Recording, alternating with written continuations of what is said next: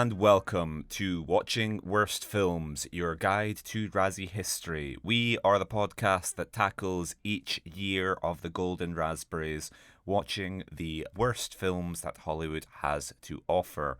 My name is Jericho Reed, and with me is my co-host, Kyle Szymanski. Hello, hello. How are you doing this week, Kyle? I'm all right. I'm quite good today, actually. How are you doing? Yeah, I am good because we have just watched the first part of 1990. So we're back to you with another double bill. This was another year where Mr. Razzie could not separate things. And so we have joint title holders, and we watched the first one, The Adventures of Ford Fairlane. Mm-hmm. So, did you have any knowledge or experience with this No, film? I think I covered this. What year was it? 91, wasn't it, when Dice Clay came up with his live Yeah. film or his stand-up Uh-huh. show? I can't remember who it was, but I remember talking about it. So Yeah. it's the same as I said then. I know Andrew Dice Clay from SNL. Didn't know what I'd done in, so didn't.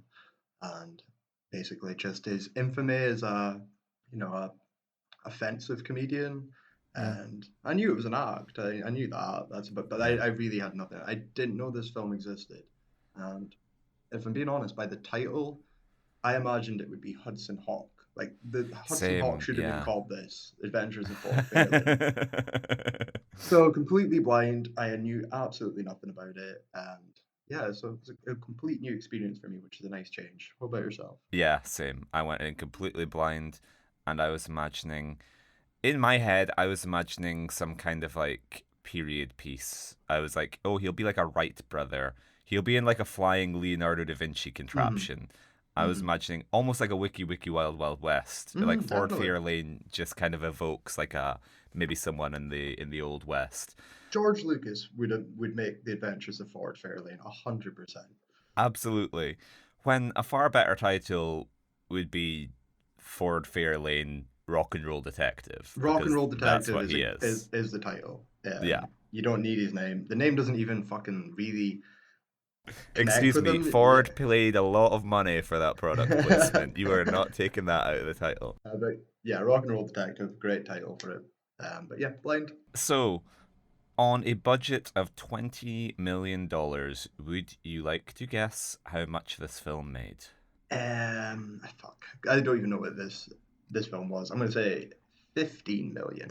Kind of close. Okay, 21.4. okay. I'm assuming that Andrew Dice Clay is relevant enough that his fan base would come out for it, Yeah, and because he's gotten Razzie nominated film the following year, I was like, yeah, okay, there's got to be some success here. This can be a total bomb, and he yeah, wouldn't be hosting SNL and having a continued career. So yeah, that's yeah. about right. 21. That's no harm, no foul, is it for the producers? Yeah. So according to Clay, they pulled my movie in a week. I was a lightning rod for everything politically correct. So he's kind of been cancelled, is what I'm reading between the Yeah. lines there. Yep. Woke Yep. Media has cancelled Andrew Dice Clay 30 Yep. years ahead of schedule. So we will just return to our old feature. How did you watch this film? Once again, the answer through less than legal means. Hmm. But I watched this film on the floor of Edinburgh Airport on my phone at 4 a.m. waiting for a flight. So I might not have the most coherent plot summary No, for you, that's listeners, okay. but. That's the way David Lynch intended films to be viewed, isn't it? I watched this I watched this half and half. I watched half of it last night and then half this Yeah, morning. So I'm a little bit more. The film's a muddled mess at least. So it does. We don't have to have the cohesion if the film doesn't want cohesion. So yeah. but I do have notes. I do have lots to say. So it's not going to be a quick. Yeah, it's all right. See you later. Lots to talk about. Starting off, we begin with the Fox fanfare, and my only note was, is this off center? It just seemed like, I don't know, again, probably lack of sleep just making me hallucinate things, Yeah. but it seemed like the Fox logo had too much headroom, and I was like, I'm not used to seeing as much just sort of empty space. But anyway, so my next note is oh no, because it starts off with voiceover, and Andrew Dice Clay's voice was immediately annoying. And so I was like, are we going to be sitting with this for an hour and a half? Yep. Because his opening narration is, they call me Ford Fairlane, rock and roll detective. I have the power to get into the hottest clubs, the hottest dressing rooms, and the hottest chicks. Yep. And yeah, that's not Yep. going to become incredibly grating, is Oh, it? you know what? At least right off the fucking bat, you know what you're getting. Yeah, Like true. there was no like you don't like you don't even have to process the thought. You know that's Andrew Dice Clay playing Andrew Yeah. Dice Clay in Andrew Dice Clay. So I know exactly what I'm getting. This is when they talk about him being vulgar and annoying and whatever as a figure. Yeah, okay, I Yeah. know what it is. You know, like it's like God, who else? There's so many actors. In fact, there's an actor in this movie that's exactly the same. You know exactly what you're getting the minute he opens his mouth. Oh, And really oh, interesting. I really? wonder who this might be. But yeah, I just, the only thing is, I thought Andrew Dice Clay looked cooler because he dresses like He's a Elvis. Elvis with a bit of Brando in him, and he thinks he's a bit of Yeah. Dean as well, but he looks weird. He's got like a weird face, and I don't know why. Like I was just thinking, and it's obviously by the accent as well. I was expecting more of a Travolta look, and Okay, less, yeah. I don't know, just a dude. Um, I don't know why. I just don't know why I pictured him to be. And I've seen him before. I don't know why. I just expected him to look cooler or something. I have no idea why. So, interestingly, this was a Joel Silver production, and you can tell that the You can Lethal tell Weapon right away. DNA is Yeah. kind of baked into this throughout. But Silver almost pulled the plug on the film a few weeks before filming because he thought Andrew Dice Clay looked too fat. I mean, I don't think fat. I mean, Silver's been harsh there. He just look. He just. I don't know. Like I think it's. He doesn't look like a leading man. Like, right? Yeah, Like that's all. So it's like simple as like I want. which It's the biggest problem. works. I don't know. Okay. I think I like it. He's a bit abrasive and weird. I think just like the character Ford Fairlane being a kind of schlubby, like I think Okay, it's better that I've he's got a little that. bit. We will talk about this later because Yeah, yeah, I got mountains of fucking notes on Andrew Dice's performance and my thoughts. But in the film itself, we flashback or we transition to Ford at his peak to kick us off the film, going into all the nightclubs, the biggest nightclub in I don't know, I don't even know where this is. This is in California, isn't it? yeah, yeah. This is an LA film. Yeah, yeah. I don't know. I can't tell any place apart. But I love the set piece, and this is why I knew it was Joel Silver or Yeah, someone from the '90s that's going to make. Because this is where budget's going. Like this yeah. is a full fucking crowd, and like we have. Although we've already seen, this would be my introduction to Ford as well. I don't like him being opened on the beach. I want him getting a cool introduction at a club with Yeah. people. This is where Yeah, shit yeah. has fucking started. I laughed out loud here for the first time in the film. I do get many laughs. I don't know how many Yeah. intentional. That Vince Neil repelling in like fucking Yeah, yeah. Spinal Tap is the funniest thing. I like how people when it's like a blade thing and that's the Joel Yeah, Silver yeah. effect. I love these big fake Howard the Duck's fucking band could be here. It could be a natural. This is how I open the sequel to Howard the Duck. I want to see this full set. Yeah, amazing. And so it sets up the film as well because now we get like the first job for Ford Phelan, who is a rock and roll detective, which is a very niche. You'd think work wouldn't be common, and it's not. He doesn't make money. He gets gifts and jokes. So like, what is the first one he's got to find? It's the death of Vince Neil, isn't it? Yeah, yeah. Well, we're zooming ahead, so I'm just gonna bungee us Read me back. back. Read me back. So the credits, first of all, to Oh, okay, discuss, okay, because okay. we get quite an interesting cast list. Right. So So I want to. Sorry, I'm hijacking this shit because I was sitting there watching the names roll up, and every time the eyebrow got a little bit higher, I was like, yeah, oh, like fucking like Wayne Newton. I was like, oh, like yeah. fucking Ed O'Neill. I was like, Christ. And then I had my DiCaprio Once Upon a Time in Hollywood moment where I actually fucking sat up, Yeah. like clutch on FIFA. I needed to sit up and pay attention, Yeah. because my man and Uh-huh. I kind of for a second thought. hallucinating, or maybe I was just sleep deprived. Have I put Under the Have I, Cherry Moon on yeah, again? yeah, I was thinking, but my man Morris Day appears, and I don't think I could have like we could have timed that any fucking better. No. Perfect. Yeah. I was shocked. I sat there for a second, and the film's playing. Andrew Dice Clay's fucking all over the Yeah. fucking narration, and I Yeah. just sat there and I thought, shit, have I used my one wish from God? And all that, have I got one lifetime and I've wished that Morris Day would appear, and he has. Was he even in this film originally? But it's a fantastic cast, and we'll get to Morris when he appears. But I every time someone was popping up, I genuinely was like, oh, I'm really excited now. This is something that's I didn't get in Howard the Duck or Under the Cherry Moon, where I didn't get a good old fashioned inching name credits that makes me excited. So Yeah. I was really keen before anything had even really started. I was intrigued. Yeah. So I guess maybe we won't go through the cast list then, because we will discuss them as they come up. Except maybe Priscilla Presley, because Yeah, she's kind of bland. Like I don't think we're going to be like, oh, let's get our teeth into Priscilla Presley's performance, because yeah. I surprisingly the women in this movie are uninteresting. They're apart just from kind of background. apart from Jazz, I'm gonna stick up for Yeah, Jazz. jazz. Yeah, yeah, Jazz is yeah. my gal.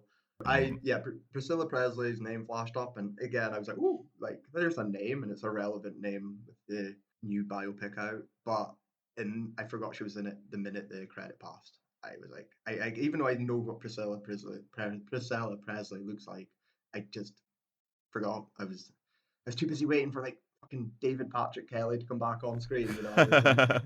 go away, Priscilla. Well, I'm going to see Priscilla at the London Film Festival next month, and I just hope there is a scene devoted to the filming of Ford Fairlane. Oh, 100 I percent. just hope Elvis is like, "Hey, honey, what are you doing?" Well, I'm filming a movie with I a want it to be ghost like of Elvis, I guess. It's yeah, like, I want it to be like Love and Mercy. I just want it yeah. entirely set up on the making of it, and then flash forward to her older, regretting her life choices. In a trailer, waiting to get called back to set, just thinking, where did it all go wrong? Okay, so beyond cast, who we're going to discuss when they come up, the other credit, this was based on characters created by Rex Weiner. And so Ford Fairlane is IP. Did you I did know not that? know that. I didn't even notice the credit, if I'm being honest. So it says on Wikipedia the film's main character was created by writer Rex Weiner in a series of stories that were published as weekly serials in 1979 to 1980 by the New York Rocker and the LA Weekly. The stories were published as a book by Rare Bird Books in July 2018. And DC Comics produced a prequel miniseries of the same name. So yeah, Hmm. he's not a beloved piece of IP given he was a weekly serial for a year, Yeah, but it's but a strange one. It's a strange one. interesting Yeah, it's because Josie interesting. and the Pussycats are also in this. Yeah, yeah. So Yeah, I it's very strange. The thing is, even on that note, is on the credits, I did lower my eyebrow when I seen music by Yellow, uh-huh. who are Yeah. famous for Ferris Bueller, the oh yeah, and fuck all else, I believe.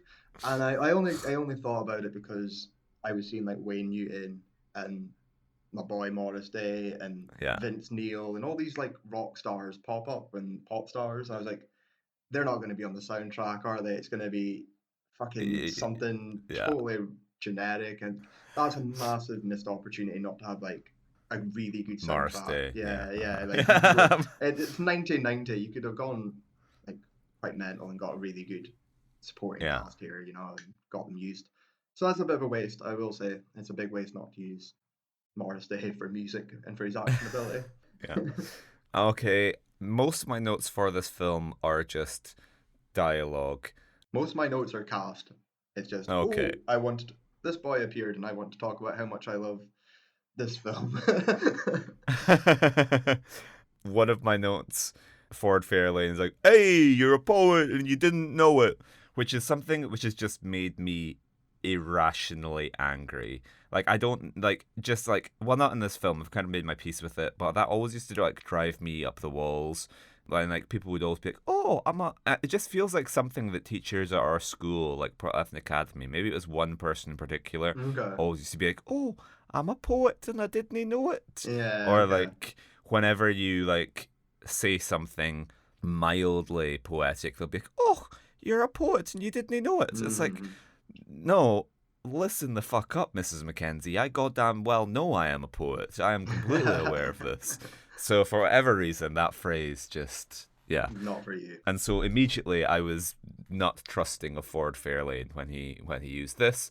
Another piece of dialogue, Ford Fairlane is being given like because there's something one of my lines I can't quite make up is he's going on about rape him and kill him and not that anyway. Like because Josie and the Pussycats when you mentioned his first assignment, I think, is the murder of the Black Plague guy.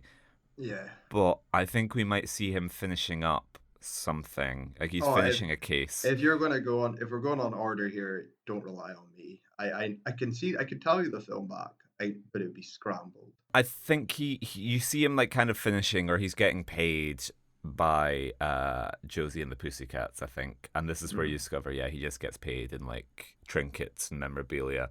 Koala. Because he's speaking to a woman and she's like, "No, you expect foul play and stuff," and he says, "I'll tell you when somebody pays me to give a shit and stuff," which little hark forward to one of my favorite films, The Nice Guys. Just to rope that in for no reason whatsoever, when Ryan Gosling's daughter is like, "Dad, there are whores here and stuff." He's like, "Honey, don't say and stuff. Just say there are whores here."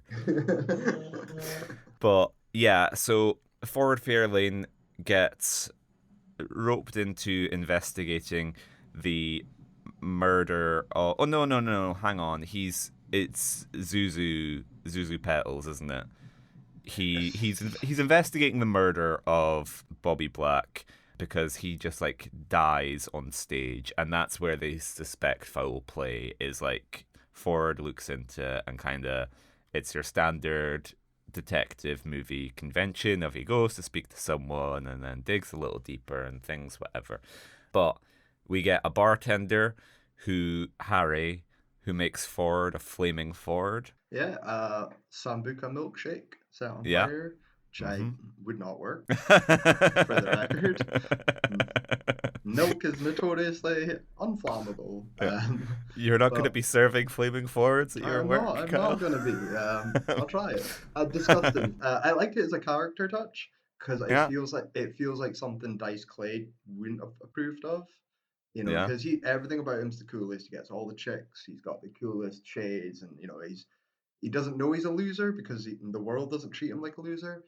But I like this weird little touch of his signature drink being vile, disgusting dairy and alcohol. So yeah, good on him. It's not cool. I was expecting the whiskey on the rocks or something. Yeah, So yeah. cool. Save the rocks. Well, as a big milkshake man, Ford got me back on side because, like, well, he might say the hated poet and doesn't know it, but he does appreciate a Well, milkshake, even if it's mixed well, with this is alcohol where and set on fire. this is already losing me because it happens in the club as well when he's got a fucking Zippo holster as well, which is ridiculous, and I love it. And so he sparks up a cigarette, and the promoter comes over and asks him, you know, put that out, and he Yeah. does, and then instantly flicks out a new one. And my biggest, because I know Andrew Dice Clay is a big smoker, I know that's like one of his, you know, it's like Martin Downey Jr. or whatever his name is, you know, the guys that are notorious for always smoking. He never once finishes a cigarette in this movie, and it pissed Yeah. me off so much. He will light up and then throw it away, and it for a man that is poor, it really got to me. I was like, you finish a cigarette or don't light it up. So yeah, he might have won you for the milkshakes, but he's smoking habits. I do like the scene with the kid with smoking though, so that was fun. So there is nice things. Yeah, okay, thank you. That brings us back to one of my notes, which is Ford Fairlane tells someone to suck my dick, Tracy. And we mentioned, so you were sitting forward for Morris Day, but to link us back to, I think it was last week, I mentioned having seen Dick Tracy recently, which is now my favorite movie of all time. And I like the connections with this where he has like a sidekick called the Kid. Mhm. And I was like, I'm just watching Dick Tracy again. Well, And so as soon as that, this is where when he was the Kid as well, I was like, oh my yeah. god, I'm watching Purple Rain. Here's the Kid. Sheila E's. I've seen her name on the credits. You know, Modest Day is Yeah. around the corner. Like Prince is going to be under this cherry moon in no time. I would have loved that though. So I watched a certain sequel, which we will discuss next week. Nice. And let's just say that I too also had Prince in the back of my mind Yeah. throughout this film. Prince Fever. Yeah. So next up we get Sam. Do you remember Sam? Sam is my boy, isn't he? David Patrick Kelly. Yes, he is. Yes. Yeah. Uh huh. So he's the sleazebag that's been stalking the Pussycats. Yeah. And I fucking yeah, I love him. He's obviously best known for the Warriors Yeah. and my beloved Twin Peaks as Yeah. well as everything else. I love this guy so much because he's a really normal looking dude, right? He's little, but he's normal Yeah. looking.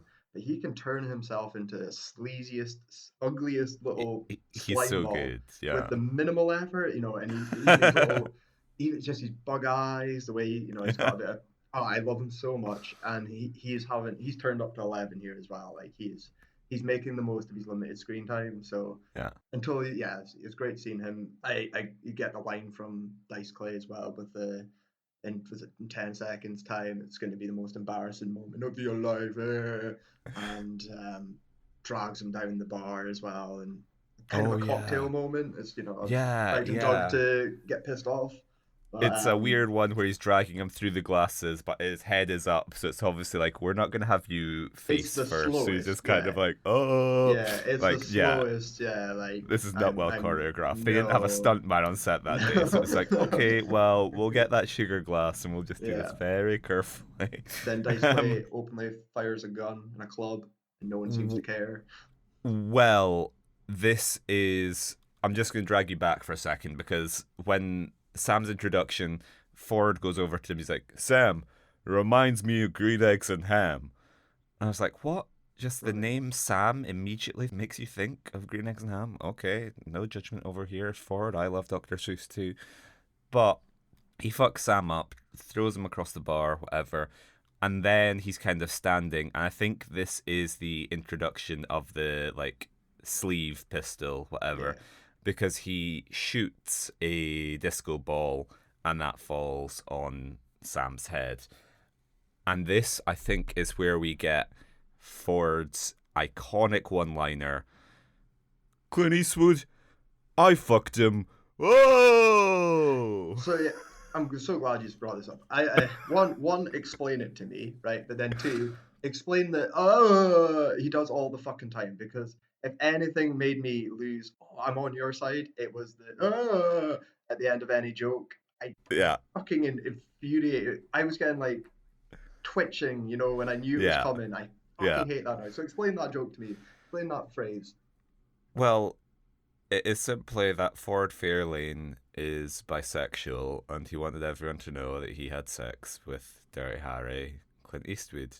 Gay Dirty Harry, as we know. Gay Dirty Harry again. Go ahead. Wow. Make me gay. Yeah. Well, it's funny because the next scene is Ford in bed with a bunch of women. Well, with two Twins. women. Yeah, twins. And Purple Haze is playing. And Purple Haze is one of those ones where, like, I can't remember if it's someone I met or some apocryphal thing that I've just read, but you know that Purple Haze is one of those misheard lyrics songs. Mhm. So rather than "Excuse me while I kiss the sky," I'm sure I know people who are like, "Oh, I thought it was excuse me while I kiss this guy." And so I'm like, yeah, Ford Fairlane's bisexual, and these, Yeah. because it's that type of thing where Purple Haze is playing, and it's just kind of like basically the only line you get is "Excuse me while I kiss the sky." Yeah. Of like, it's kind of like they join the song kind of late, and then it kind of fades out. So we only get that one line. It's like, oh, clearly Rennie Harlan is making a statement. Mhm. He's deconstructing Ford's masculinity here. And because it kind of reminded me, a friend of mine made a video at university where it was kind of like about running to the library and taking two different routes. So he raced a friend to the library to see who was fastest and made this little short film. And the song he used to soundtrack it was Gay Bar by Electric Six, Nice. just because he was like, oh, it has a good beat for like action running, you know? And his mum pointed out to him, she was like, are you trying to say something with this? Because he was like just cutting to the beat. Every Yeah. time it said gay, he cut to a close up of his face. And so he played it back for me, pausing it, being like, I on him want to take you, cut to his friend, to a gay bar, back to him. And he's like, Yeah. here we go. And they say it quite quickly, gay bar, gay bar. And he's like cutting between himself and his friend, always on gay for him. Yeah. So yeah, Ford, excuse me, while he kisses that guy, made me think of that. I don't know, to be quite honest. I assume it's some kind of thing of like, oh hey, you think like Clint Eastwood is a big like macho guy? Well, what if I fucked him? Then Hmm. that would make me even more macho than him. I guess because that sort of ties into the tagline of the movie on the poster. It says Kojak, Columbo, Dirty Harry, Wimps. Yeah, well then but then you say, I fought him. I fought tougher than him. Ah, You don't say I mm, made sweet tender love yeah, to Dirty I Harry. I think it's Fuck them just all. interest. I just think it's interesting that they say wimps because I was like, okay, this is clearly either gonna be like a homophobic slur or it was gonna be Yeah. like Kojak, Columbo, Dirty Harry. I fucked him. Yeah. Um, but it's like, The, well, we yeah. can't quite get away with that on the Yeah. poster, so let's just call them wimps. But I don't know because I was the exact same as you, where I was like, did I mishear that? Yeah, Did I he did think just that. And did he say he until he says fucked it Clint again Eastwood? later in the We film, get a I just callback, yeah. yeah, until then I just thought I misheard that and I thought maybe, I thought fought. Genuinely thought fought. I Yeah, connected it in my brain. I fought with him. yeah. Like, okay, like it's the accent, it's heavy. You mentally made the Adventures of Ford Fairlane TV edit. Yeah, yeah, I absolutely Um, did. so yeah, let's just see. My pen was running out of ink on the Edinburgh airport floor here. You say the F word again, I'll bug you the F word out.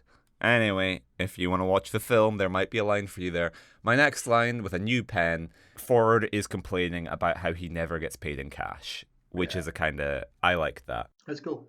Because In Excess paid him in a koala, Yep, and I like that Tasteless line. Jericho time. What was he investigating for In Excess? Uh, and then Milli Vanilli paid him in bicycle shorts and Hair extensions. hair extensions. Thank you. I couldn't make out my writing. I remember that. My next note, I think, is Curly Cavalcade of Bimbos, maybe? Yeah, Fine work. anyway. I need to get Ford Fairlane Rock and Roll Detective to work out what my notes are. So yeah, I don't know. Just think it's kind of cool that like he doesn't get paid in cash because Hmm. he has to pay Jazz and like he can't pay her because he's not getting paid, obviously. Hmm. I'm just on Jazz as well, even on this, because she's delivering like the straight man to Dice Clay's attitude, and Yeah, I thought she was great. I thought yeah, the she's really actress was good. someone else. I don't know why. I thought, I was like, oh, I know you from loads of stuff, and she Yeah, is in loads of stuff, and yeah, I probably have, but she wasn't who I was thinking of. I don't know why. I'm not uh huh. familiar with the actress like on a name basis, but she's amazing, and she's what she is like the only yeah she's compared to like Priscilla and any of the twins or the eye candy for Ford. Like she's really really good, and I really like her character. I like this. I like all this. I like the film in general, anyways. But like I really like Jazz, and I did like the weird puppet koala as well. Its gaudiness is good. Yeah, yeah. So the In Excess koala is actually there. We do get to see it, and yeah, I appreciated that as well. So the actor who played Jazz, Lauren Holly, perhaps best known as Mary Swanson in Dumb and Dumber. All right. She was in NCIS, but on Wikipedia her name was Purple, and I was like, okay, why have I clicked you before? The name sounds vaguely familiar, and her Wikipedia page sounded familiar. She was a Razzie nominee for Worst Actress in 1998, A Smile Like Yours and Turbulence. She was nominated for both of Ah, them. So I think I oh, remember discussing her and being like, who the hell is this? yeah, okay. But Fair, she's fair. good in this. I She's agree. She's good as that fantastic. kind of his girl Friday. Yeah. Okay, so the first lead that Ford follows in his investigation takes him to the shock jock Johnny Crunch, who Is is it? played by none other than Gilbert Gottfried. Yeah. So I was grateful for this because I was, surprisingly for the Razzies, all I got of him was like 2 minutes at the end of Hot to Trot, and yeah. I wanted my money's worth. I want my And we Gilbert. don't quite get it here, but we No, get more. we do. You know, it's great. Yeah. So it's a fantastic setup as well. I love Yeah, his security and his receptionist is fantastic. Like straight out of yeah, like Better Call Saul or something. She's great. And I love the full intensive search and because he's got a lot of enemies, yeah, the shock jock. So yeah, we get to see Gilbert. Gilbert's here for 10 minutes maybe at most, yeah, but so fucking grateful. I love Gilbert. I even from I still think he's the most underrated SNL cast member. I yeah. love little Gilbert. I love him when he's older. I love him even when his voice tears through you. He's to me the older I get, the more I appreciate him because he is such a unique character. Like that's what I'm saying with David Patrick Kelly as well. And someone else to come in later. You are pounding in powerful character actors here that know Yeah, exactly how to keep give this my casting eyes. director an Yeah, award. Yeah. keep my eyes on the screen. You do this. You give me people that can have that magnetic energy about them. And yeah, it's good. It's fun. I remember the line about how the I think it's Ford says how they when they were kids they used to outgross each other. And one Uh-huh. time he Ford hocked up a load of phlegm on a table, and then Gilbert pulled out a straw. And I thought that's a gross line, but it's a funny line, and it sets Yeah. up Gilbert perfectly. This is why he's a shock jock. Yeah, very happy, very very happy. Well, the other thing is like Gilbert is like, "Hey, well, you know what, Ford? I fucked your prom date." And then Yeah, Ford Fairlane is like, "Oh, he's lying about the prom date thing. I hope he is. I took his sister." which is a great line, which is a fantastic line. It's a fan. That feels like a Gilbert line from like his For stand up or sure, something. that's Yeah, what I was gonna say. Is that's like the two of them sort of bouncing off each other. yeah. Two comedians bouncing off each other. There's always it's easy, isn't it? Like Yeah, it gives a different flavor to the film where like a lot of Ford stuff is taken from Andrew Dice Clay's stand up, but yes, I was willing to bet that like yeah. sections of Gilbert's, like the Which is phlegm Gilbert? straw fucked Yeah, sister, that was yeah. like this is Gilbert all Just go over. nuts. Yeah, go nuts, Gilbert. You got Yeah. 5 minutes. Give me your best. So we do only get 5 minutes because he is tragically killed on air. Yeah. So I love this bit when so Ford's driving away and he's bored and hears what's happening on the radio. Gilbert and he can tell that his friend's in real trouble, so he goes racing back to the station. Yeah. And his secretary and his security guard is like, "No, you dumb idiot! Like this is part of his act. Like we never listened to him before. He does this every time." I can't remember. They had a word phrase for it. And then Ford has to fight his way through to help his friend, Yeah. and Gilbert is having a shocking experience. That's what it is. Oh. That's my Bond. That's my I was one gonna one and say done is that Bond. I'm joined by Roger Moore on the podcast One here. and done. So yeah, it's a very short lived. It's fantastic death though. It's very it's very electrifying. It's great. I love it so much. Well, this was one of my biggest laughs. In fact, this probably was my biggest laugh of the film. Is Ford is trying to get through past security and the receptionist, whatever, and he like the time, like he kind of makes it through when Gilbert's dying on air, and they're saying it's a bit, and then he's like, "Oh fucking shit, my Christ!" Ah! And then the secretary's like, "Hey, you can't say 'oh fucking shit, my Christ' on the air." That's a great line as well. That's a Gilbert line again though. Like that's 100% Gilbert fighting. Yeah. And so I think this might be the closest I've heard Gilbert not doing the voice. Because when Okay. he's on air, he's like the voice, like it's June. But when he's off air, when he's just speaking to Ford, he's like very close to his own voice and not the stage Yeah, persona. and I'm used to Gilbert's normal voice. I mean, SNL when he's a kid on SNL, it's like Yeah, season 6, but he does have his normal voice. It's almost hard impossible to tell it is Gilbert, yeah, because he hasn't quite adopted the persona. yeah, And this is kind of relevant because like Andrew Dice Clay is a persona. yeah. Like it's an act, and I did read about it. Like he in the early days he did the Andy Kaufman kind of transformation from like a Okay, schlubby guy, and then the collar comes up and yeah, the shades go on, and suddenly I'm up. Hey, yeah, yeah, so it was in the early days. It was more obvious that it was a character, and then it yeah. got blurred. As these things always are, idiots They who just always, like the character are like, yeah, awesome, great, yeah, woohoo. but like that's the thing I do feel with Clay is I can tell Gilbert is not Gilbert. Yeah, You know, like when he's at home with his wife, or yeah, when he's yeah, hanging, just like Kaufman. Like I know these are just like stage personas. yeah. Steve Martin, like a lot of these people are kind of become who they are. They're probably normal people. I don't I think don't Dice think Al Clay, Murray's a real pub landlord, to be quite honest with you.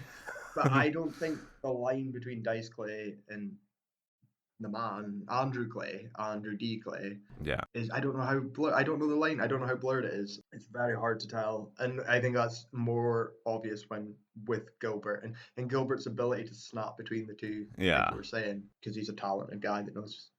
He's way more talented. He knows exactly. He's funnier and he's better at this. So yeah, I just wanted to bring that up because that yeah. that persona thing stuck out to me at this moment. Well, R.I.P. Gilbert. All I've got next is Andrew Dice Clay. On a similar note regarding where does the man end and the character begin, Andrew Dice Clay has a weird bit involving, oh, they're one of those trans testicles.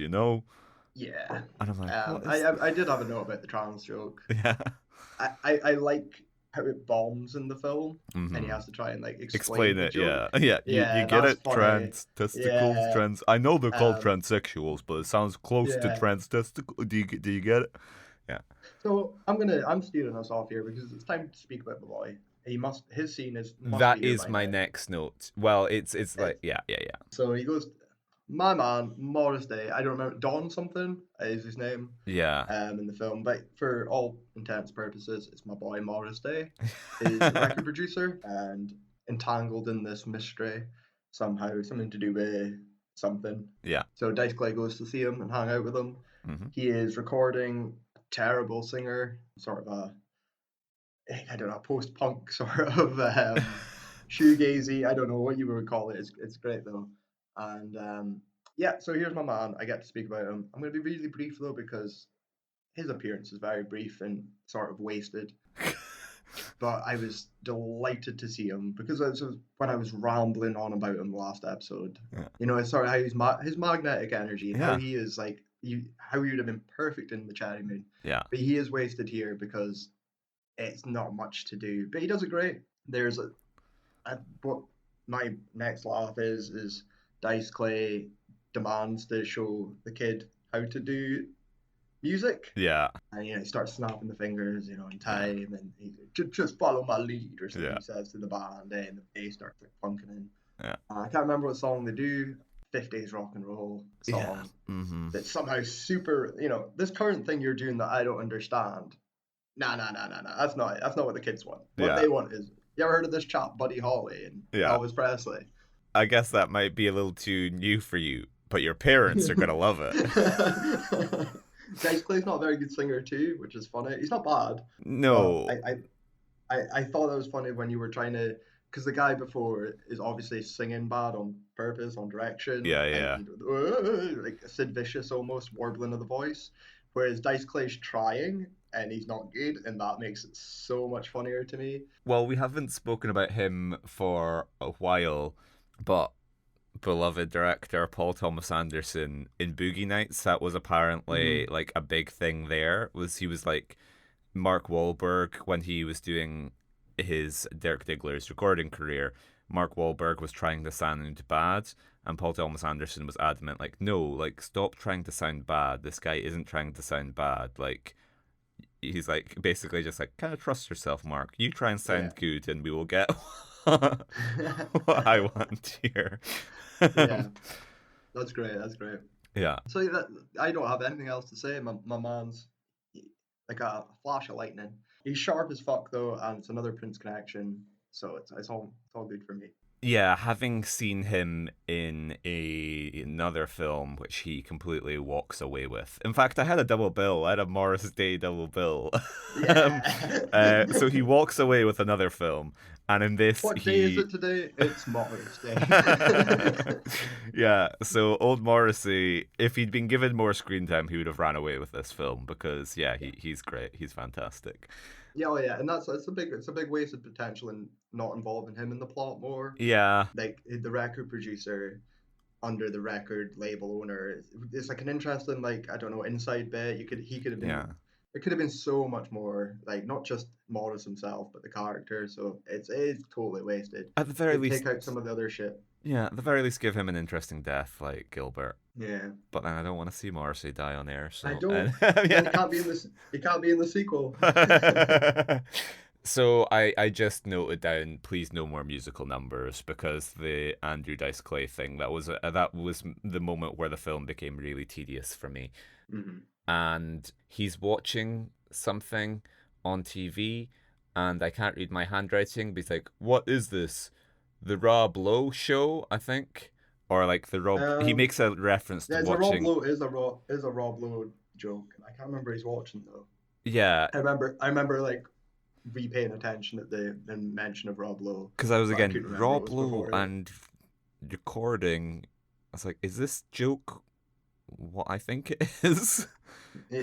Well, I thought, right, you know what? Like, I'm innocent, right? Yeah. So being my little innocent brain, went to Wayne's World when he's the Oh, record okay. Yeah. producer Yeah. in Wayne's World, Yeah. and I was like, that's what it is. But Cassandra's going to appear in the film. It's 1990. Yeah. Surely my timelines are colliding. But then, yeah, no, no, no. Surely it's a reference to something else that I'm.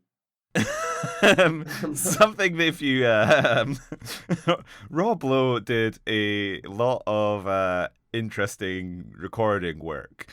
Yes. It's minor amongst his career. So if you type Mm. Rob Lowe minor recording into Google, you'll find that story. But yeah. Next up, we get another weird Andrew Dice Clay bit where he's like, "What is the definition of vagina? The box the penis comes in." Oh, and Mm. it's just like we're nearing the end of the film, and I'm just getting so fucking tired of his like, oh, just punctuating every, like, it's like it's the please clap of comedic It bits. Like is if you're too fucking, dumb to yeah. recognize that it's a joke, just That's why I was thinking like that's the target audience. So it is the morons. Yeah. laddie, yeah, the laddie, the cable guy. You gotta have like a fucking vowel noise at the end of your fucking joke so people know when to clap. Yeah, And my next one, he says, "Cause this case was getting closed," which just made me think of like he's a little Homer Simpson in some of his like line deliveries. "You know me, Marge. I like my beer cold, my TV loud, and my homosexuals flaming." I only have two more notes, and I don't know when these. They're just character casts again, so I don't have many. This is again Jericho being a little too innocent and naive. Ford Fairlane is trying to go and see the casket for Bobby Black, and mhm. all of his fans are there. Like you have to pay to go and see the casket, and Mm. there's a guy taking tickets, taking Scalping money, tickets, yeah. and then there's a line of women, about like sort of six women, like horizontally, and then they all sort of get up off their knees and reapply their lipstick, and I was like, hang on, is that? But I was like, that's no, because like one of them was like wasn't even within arm's reach. I was like, this must be some other gag that I'm not. No. And then Ford's like, "Hey, come on, let me in." And the guy's like, "Well, it's like $2 for a ticket." Well, no, it's $100 a ticket, Okay. and but 300 for Ford. And Ford's like, "How'd you get the chicks in for cheaper?" And Yeah. he's like, "Yeah, but because they blew me." And Yeah. then he's like, "Hey, hey!" And then it cuts to them fucking wiping their like doing their lipstick again. It's the Yeah. girls that were buying the tickets. Well, yeah, because like, so there's the six that blew the tickets, and it's like, okay, they weren't blowing him because they're just like half of them weren't even within arm's reach of him. So it's like, Yeah, but unless this man has like six penises that kind of just, he's the thing is like it's like clerks, you lined up yeah. like seals, and But in a this straight man has just line, shot. Yeah, not like across the way, up and down. maybe they all decided to wait until they were all ready to do it together. I Okay, don't know. okay, yeah. I think the scalper. I thought the joke as well was he had literally had like 600 blowjobs from these Yeah, girls. because Ford Like gets in, and then he sees a bunch yeah, of other women doing it beyond the yeah. six, and he's That guy like, is that guy yeah, is raw. yeah. I just don't know why bisexual icon Ford Fairlane we didn't get a scene of Ford Fairlane reapplying his lipstick afterwards, Which would have been so tucking fucking tucking two yeah, $200 bills back into his wallet. yeah.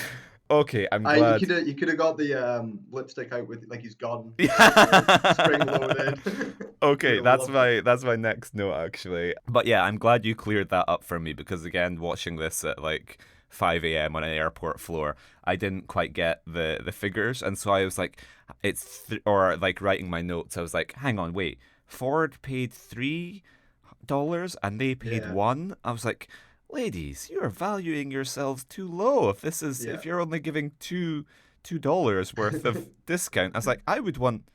Like, I don't know, this guy's just a dick. How he's like, oh, yeah. I'm not going to let you in for free. It's just going to be a discount. It's going to be like a, 66% discount, whatever. This predator isn't an ethical man. Mhm. But back to the lipstick. Yeah, This is, if not, he can't say, oh, fucking shit, my Christ, over the air. My other biggest laugh is like, there's an action scene, something's happening, and they're racing down the street. It's a little bit Bruno and My Beloved Indiana Jones kind of mhm. car thing. And like Ford's driving side by side with like a car with like a ne'er do well, and he like shoots his gun like the spring loaded sleeve mechanism. The pistol Mm. overshoots and it just fires into the other car. um, which I really like. That made me Fantastic. laugh. Yeah, because I'd never seen like that done before. And No, granted, no. I'd never seen a film where someone is like Clint Eastwood, I fucked him, hey. But like this is something like I don't know. This Mm. is something new and fresh, and I liked it. So yeah, I'm gonna go through because some of my notes here are we've blown past it and they come to the end as well. Yeah, I want to talk about Ed O'Neill. It pops up as Lieutenant Anus, and he appears after the death of Gilbert when at the crime scene, yeah, and there's a back and forth, like this tit for tat between him and Ford. And then Ford's like, why'd you hate it? Why'd you rag on me so much anyway? And he's like, oh, because of Booty Fever or he has a band name. I don't remember the band name. yeah, And it turned out Ed O'Neill was a white disco singer, yeah, and Ford somehow laughed at it or didn't get a record deal or something because of it. And Ed O'Neill does a little dance and sings a little booty song, yeah, and it's not funny, but it's perfectly cast because Ed O'Neill has no rhythm and is like it is a joke, and I do appreciate that. It's a waste of Ed O'Neill because although it has a reprisal of the joke later with Morris Day, yeah. it isn't good, and it's a waste of Ed O'Neill. I would have loved to seen him be a henchman or something. Which brings me on to my next one. The other person that's hunting Ford down during this whole film is a certain Robert Englund Mm-hmm. as Mr. Smiley, Yeah. who is the sort of henchman been sent by Wayne Newton to stop Ford. I think that's who he's trying to kill. I think it's when he's fighting Freddy that he does the sleeve pistol thing. I think. Yes, it's England's great in this as well. He's got a terrible English accent, Yeah. and despite it should be natural, he is fun. He's ugly looking. He looks like a good henchman. Yeah. I don't just think, oh, Freddy. I actually was like, oh, that's that was fun. I like to see him getting work outside, and it was, even in the big fight at the end, he pulls out a knife, and I Yeah. was like, oh, it took restraint to not use a claw, didn't it, guys? Like, well done. But yeah, he was fun. I was very happy to see Robert Englund here. And Hmm. yeah, he is Smiley, the henchman working for Wayne Newton, who is the antagonist throughout all this, who has been meeting and talking and busting his balls and whatever throughout the whole fucking film. I want to stop and just say Wayne Newton is great in this. I loved him just because it is what it is. He's just Yeah. playing Wayne fucking Newton. He's playing any sitcom from the 90s where he appears as Las Vegas casino owner, or lounge singer Wayne Newton. I like seeing him pop up. He doesn't look like a ghoul yet either, like he does nowadays. So Yeah. I I I thought it was perfect for it. I liked him here. So praise for him. Yeah, just to pre-warn you, not everyone agrees with that take. I couldn't make my No, mind up given that what a ghoul he's become is kind of like inseparable, but I think he's interesting in that like there's something just a little bit he has a weird energy where and he I think I does. just had in my mind as like ghoul, ghoul, ghoul. So Yeah. I was kind of saw him as like a John Huston in Chinatown type of I was Okay. just a little bit uneasy when he was on. So I didn't dislike him. But yeah, my notes are all zoo centric, and then we get to the end of the film because Zoo is the guy that Ford had been trying to track down, who was like a groupie, and he finds her, and then we get the line, "Talking to Zoo was like masturbating with a cheese grater, slightly amusing, but mostly painful." And I was like, slightly amusing? Like, what's happening in the Dice Clay household? But, hey guys, hey Clint, want to pull out a cheese grater and rub it up against our dicks? um, That's great. That is. I noticed that line as well, and I felt like it's like, yeah, like you said, it's like two jokes more. Like he's mumbled it or fucked it up on yeah, stage, and yeah, they've just rolled with it. But again, he's not funny. yeah. And then they go back to his place, and the koala has been killed. Yes. He comes in and he finds the koala hanging from the ceiling fan, and Ford's like, "No, don't touch him." And then Zoo gets blown to Kingdom Come, except she survives, doesn't she?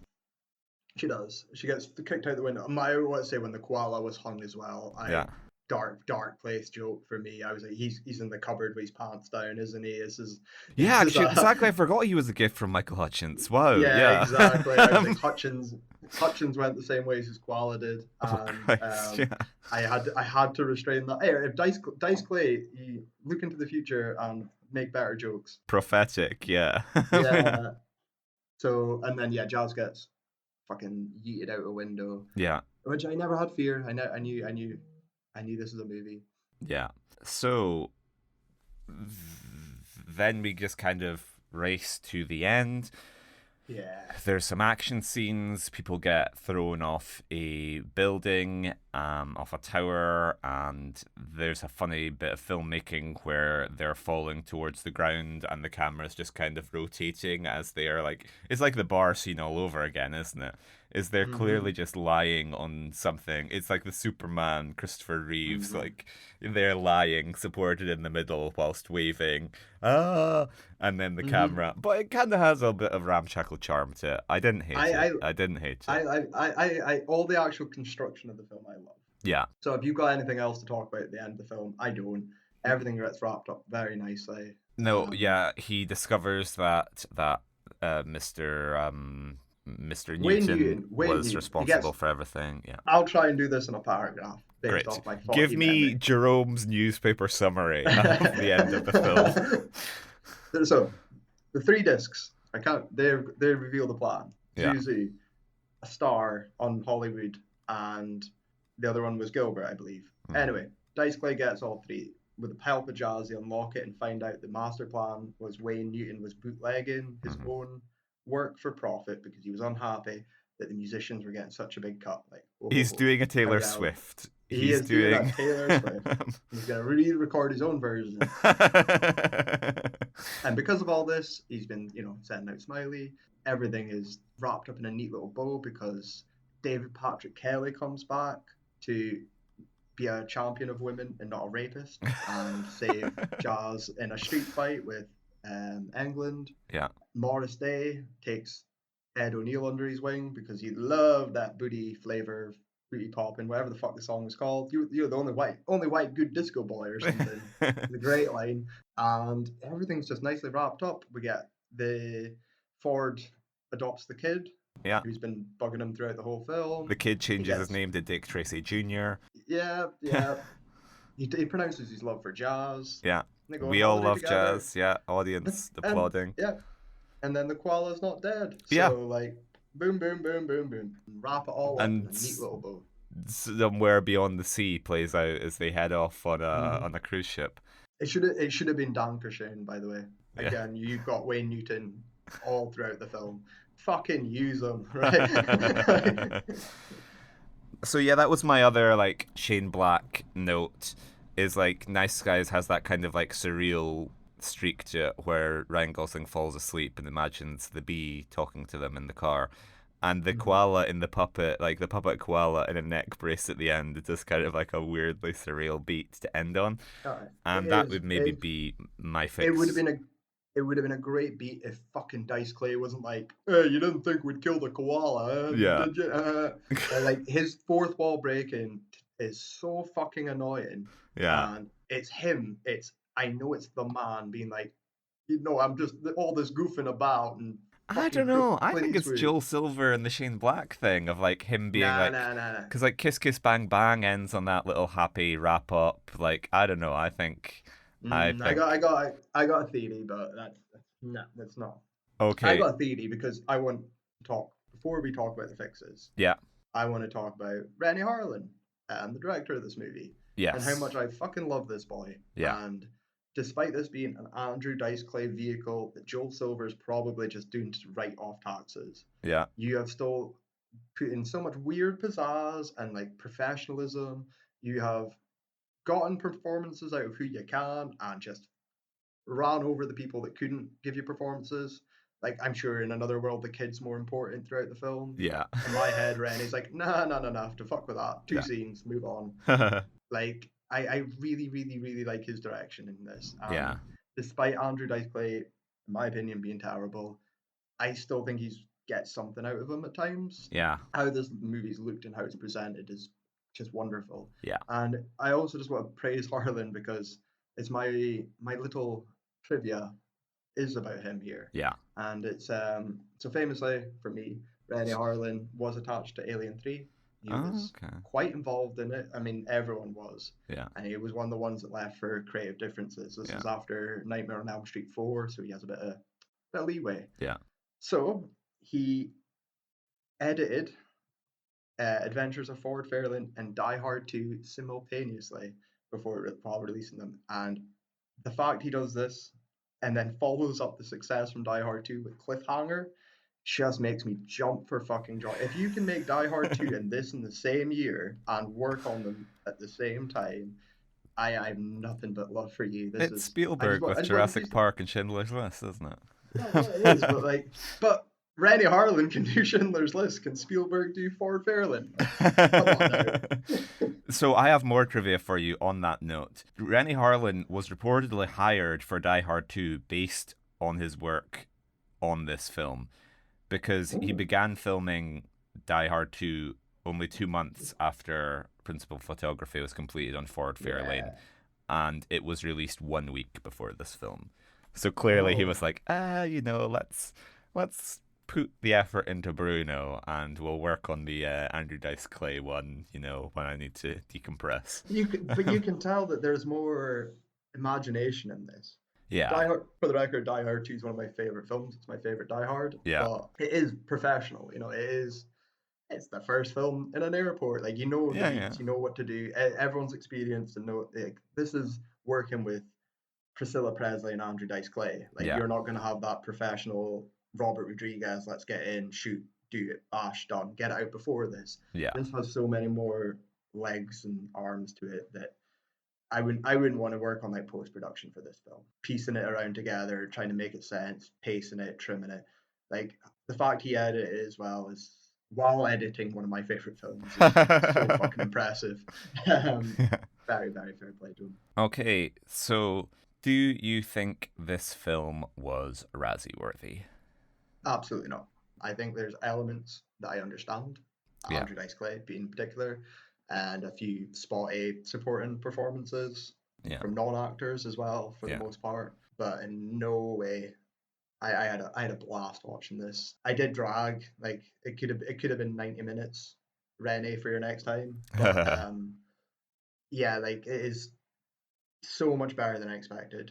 It was so much more fun than I expected. I'm not going to remember it, probably.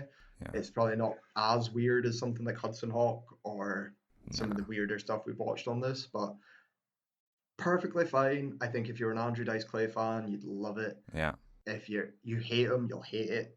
yeah. If you're indifferent, it'll be okay. Yeah, I just my biggest problem is Andrew Dice. What about yourself?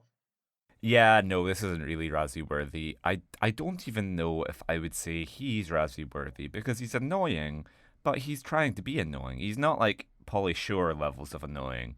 He's just No, he's playing like not. a loud lout. Like But but I don't think it's through failure of Andrew Dice Clay that he's being I think it is. I okay. do think it is. I'm gonna just because there's no likability in there. Yeah. So this is my fix. My fix is replaced Ice Clay, Uh-huh. and I was thinking about it, and I can't believe I'm saying this because I'm notoriously anti him, but I give me Nick Cage in Adventures of Ford Oh Fairlane, man.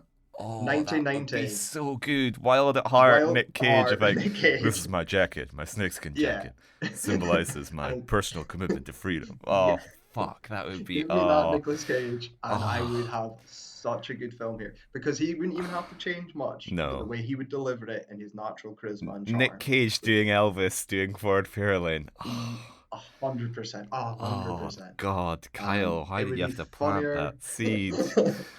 And that's it. Once it was in the head, the Dice Clay was over for me as well Yeah, because you've ruined it. I was I, it, pro Dice Clay yeah, to be like quite that's it. honest, but It's the easiest fix. I don't need to do anything else to it, like just Cage alone in this, and I would have had a blast. So there you go. oh, damn it. I would make it more of a music industry satire. I would basically, my inspiration for this film, my model, the template, the prototype would be Who Framed Roger Rabbit. Hmm.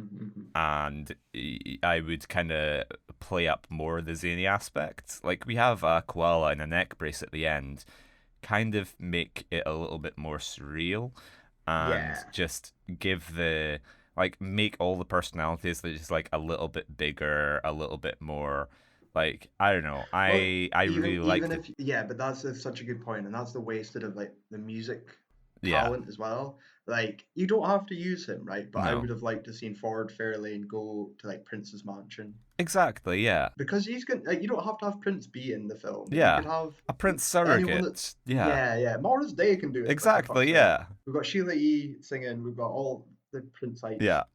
But yeah, like if there was more people willing to sort of like make fun. I'm trying to think who would have been good. Maybe like Elton John or like yeah, yeah. people that are Sting. more willing to like to like play a caricature of themselves as well, like a Liberace who is mentioned Liberace, in this. yeah. I know Yeah. Liberace. I want to see. That would be good fun. I would like to have seen like Simpsons stereotype versions of like the Chili Peppers and stuff in this, where Yeah. they're all having fun and you could poke fun at yourselves at silliness. Yeah, Don't just let like Ford just name drop you and say, "Oh, it's that fucking Anakin Obi-Wan thing." Remember all the good fun adventures I had before the movie. Remember when we got a koala? I'm I not want to sure I see all understand this your stuff. analogy, but I think I get the wider point. Yeah, because like they, so there were like a number of alternate castings.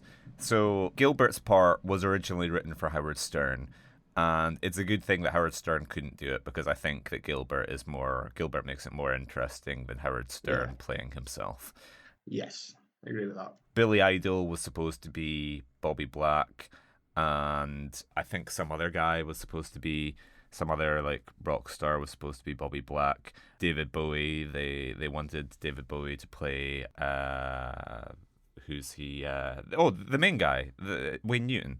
Oh, Wayne Newton, yeah. So like, there's a bunch of like clearly they were kind of in discussion with like a bunch of rock stars about like, oh, let's get these cameos. But I'm Hmm. like, okay, then yeah, have them playing like an archetype. Have them play something where it makes that meta casting make sense rather than the Yeah. Leo pointing at the screen. Much as we love Yes. it, if Much you we love it. kind of, yeah, if you do the extras thing where people are Yeah. playing a little bit stylized Yes, that's versions of. exactly what I was. That's exactly what I'm thinking of. Exactly that. So, the Razzies garnered for this film, of course, one Worst Picture, shared, joint custody, that's why we are discussing it.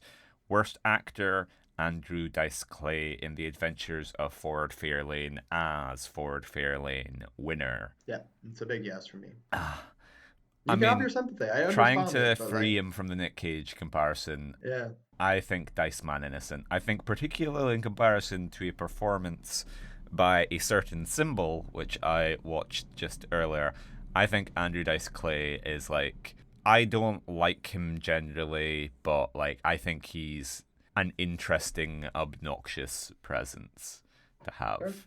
fair. So yeah, we can just have a wider appraisal next week when we Yeah, know all of the pieces.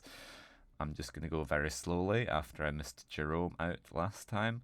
Um, then we are moving down to worst supporting actor, where we have a nomination for Gilbert Gottfried in The Adventures of Ford Fairlane as Johnny Crunch. This is absolutely fucking shared up. between two other films. It's Okay, just nomination, but he was in two other films. And I think he's so great in this. yeah, I absolutely nothing bad to say.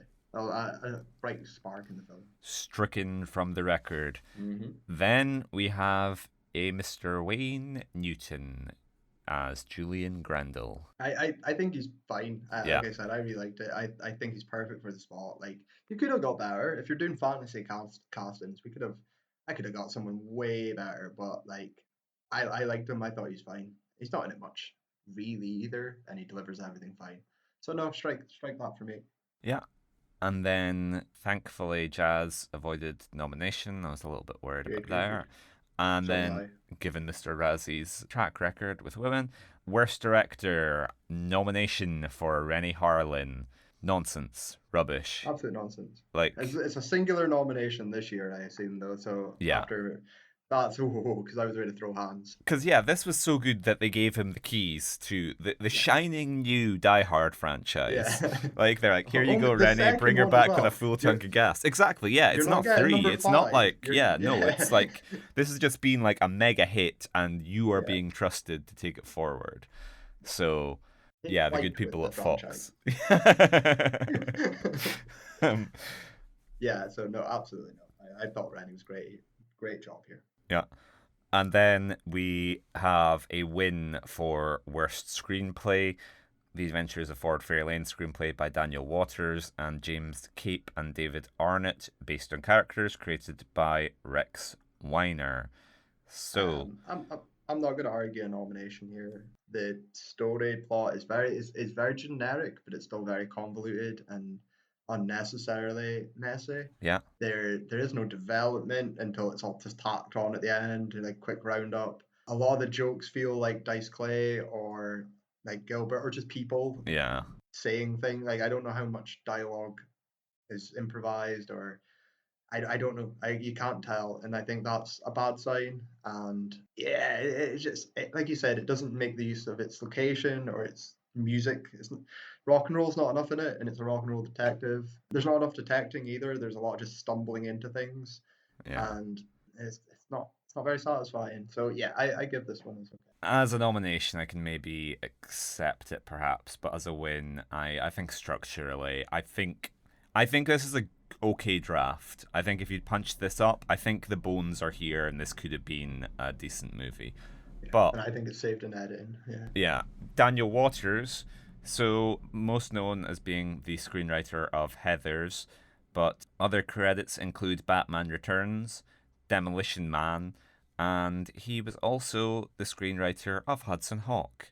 So Oh, good. there we And go. they're all very similar when you think about like the structure. Yeah, I can understand. I love them all as well. The Hudson Hawk thing is so on the nose Yeah, because we like mentioned you that can this feel it. movie is Yeah, very similar. It's almost the same very. film. Yeah, yeah. And cinematic universe crossover. Bruno meets Clay. Hudson Hawk meets Ford Fairlane. In fact, even their names, that they're alliterative names. Yeah, Like, that's what I yeah, was thinking of like it. I Yeah, would love to Revenge of see the this Hudson Hawk. those two hang out. Yeah. And that's it. So we have Worst New Star this year, but there's no nomination for The Koala. Jazz gets off scot-free. So those are all of the nominations for The Adventures of Ford Fairlane. But listeners, as you know, this is only the midway point in our journey through 1990. So join us next week when we will be concluding the year with all of the other nominations and wins. If you have enjoyed listening to the show, you can email us at watchingworstfilms@gmail.com, where you can send us all of your takes on this film, on our next film, on any of the other nominees for this year, on anything bad film related. You can follow us on social media where we are Watching Worst, and you can leave us a review on your podcast provider of choice. Would be very useful to help us get the word out of the show and spread it to a wider audience. And next week, birds do it, bees do it, even educated fleas do it. But, as I am just learning, ghosts can't do it. So we'll see you next week for the return of Bo Derek with 1990's Ghosts Can't Do It.